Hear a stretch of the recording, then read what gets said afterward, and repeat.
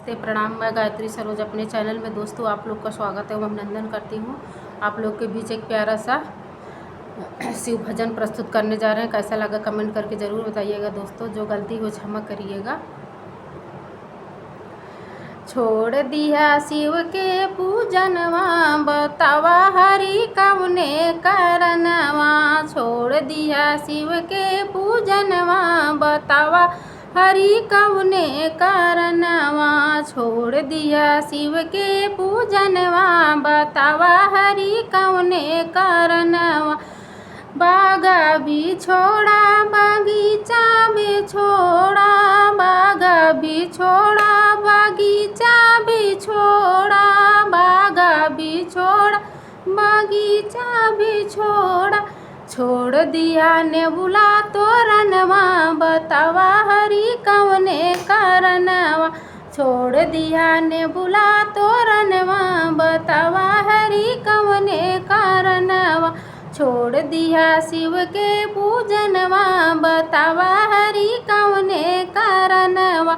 छोड़ दिया शिव के पूजनवा, बतावा हरि कवने करनवा। तारा बिछोड़ा इनारा बिछोड़ा, तारा बिछोड़ा इनारा बिछोड़ा। छोड़ दिया गैला खींचनवा, बतावा हरि कवने करनवा।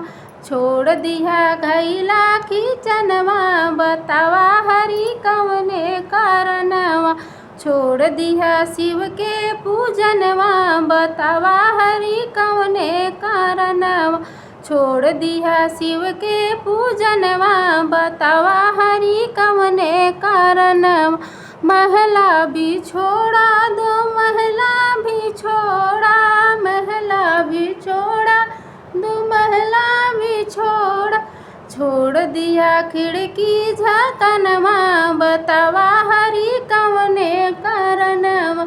छोड़ दिया खिड़की झकनवा, बतावा हरि कवने करनवा। छोड़ दिया शिव के पूजनवा, बतावा हरि कवने करनवा। छोड़ दिया शिव के पूजनवा, बतावा हरि कवने करनवा।